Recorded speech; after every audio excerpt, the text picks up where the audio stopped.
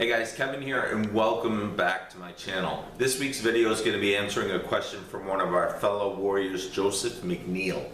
And he asked to show offensive combos for the street when facing a larger and stronger opponent to overwhelm his defense or drop him and get out as soon as possible. Awesome question. Let's get to it.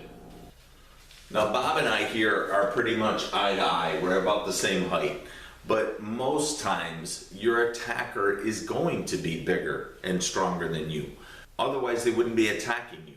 You know, very rarely are you going to be attacked by somebody that's smaller and weaker than you unless they're like a chihuahua or something. Training for somebody that's bigger and stronger should be a critical part of your self-defense training. And even if you go to a school, if you're working self-defense techniques, most people choose somebody that's the same height as them because working against somebody taller, bigger, stronger makes it harder for you to pull techniques off. They don't work the same as if you're working with somebody the same size or somebody smaller. Everybody's different and you need to train for it. One of the biggest keys to self-defense is self-awareness. You got to know what you're willing to do to somebody. You got to know what your self-defense plan is for you. And the reason I say that is you may not be willing to do some of the things I'm going to show you. You may not feel comfortable doing them. I did a self-defense seminar a couple years ago and I was demonstrating some techniques and follow-ups, and one of the students asked, he goes, isn't that kind of overkill, a little bit too much? And you've got to ask yourself, are you willing to do what it takes in a self-defense situation to go home safely to your loved ones? Because the person that is attacking you doesn't care if you do or not, or if what they're doing to you is overkill. They're not worried about that. You got to get that in your head and you got to get that settled right away. Now if we're going to train combinations against somebody like this, somebody bigger, taller, number one, we're not worrying about striking to the head. We're not going to punch to the head, because for me to have maximum power in my strikes, I should be in line. My body should be in line. My strike should have the power of the whole body behind it. Now, if I'm striking this way and I'm striking upward, my strike is no longer in line with my body going forward. It's off on an upward angle. I'm losing power. If I was ever going to try and strike somebody to the head that's this tall, bigger, taller, it would be to quickly finger jab the eyes, strike the throat, or possibly, depending on the situation, clap an ear. But as soon as I did that, if I struck the eyes and he can't see, I'm out of there. Strike the throat, he can't breathe, I'm out of there. I'm not standing here to see what happens or what comes next.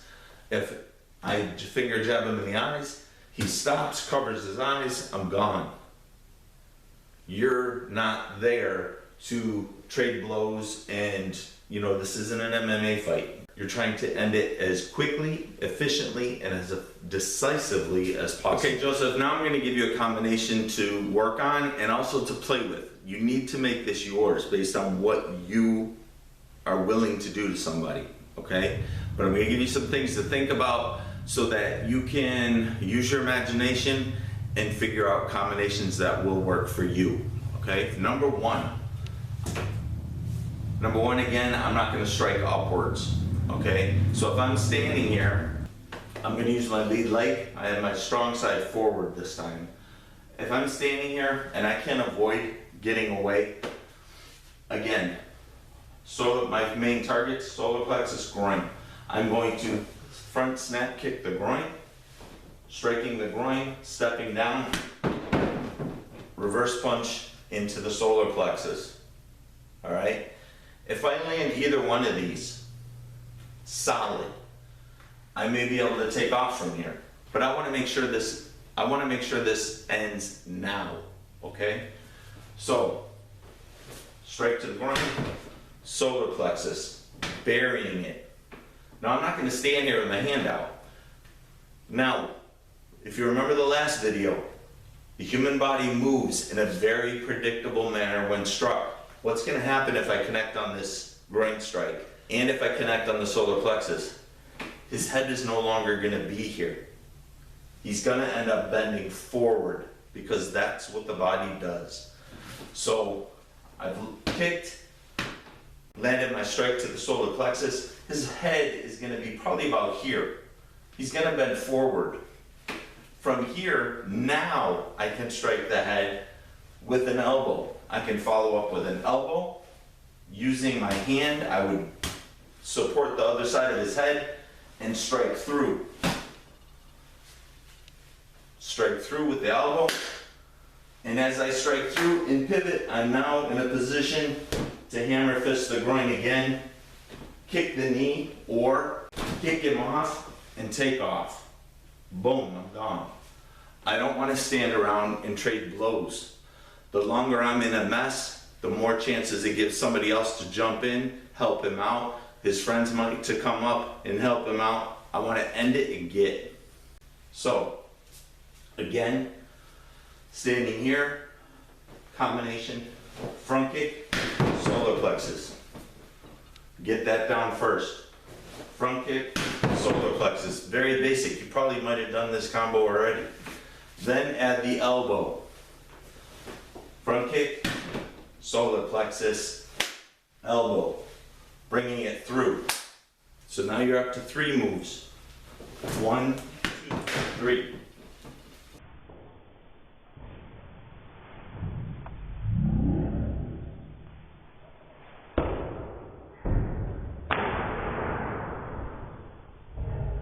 Now let's add a 4th.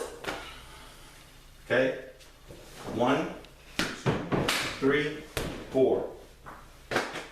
Down, hammer fist upward again to the groin. Boom, you're gone. So you're hitting him twice in the groin, once in the solar plexus, once in the jaw. Are you going to connect on them all? Hopefully. The benefit of this combo is you're hitting multiple nerve centers. You're hitting multiple nerve centers throughout the combo. Striking low to the groin, causing him pain here. Striking the solar plexus, disrupting his breathing here. Striking him high to the head. His head comes down, I strike him to the head. So now I've gone low, middle, and high, hitting 3 nerve centers. I come back down after the elbow, strike the groin again, give it a second shot, and then I'm out. That should be enough to stop his attack. All right? The other thing I may do is start out as throwing a finger jab to the eyes. Remember I said I'm not going to punch upward, but I will from here shoot a finger jab to the eyes. If I connect, that's one more thing. Okay, now he has trouble seeing. I shoot him, what would happen? He would probably either bend. This one, if I strike him to the eyes and I land, he could either come forward or he could go back. Either way. But I strike him here, I set up that kick. Because now he's not worried about protecting his groin. He's worried about a finger being in his eye. I strike here, kick, solar plexus. His head comes down, elbow, striking through, hammer fist to the groin, and I'm gone.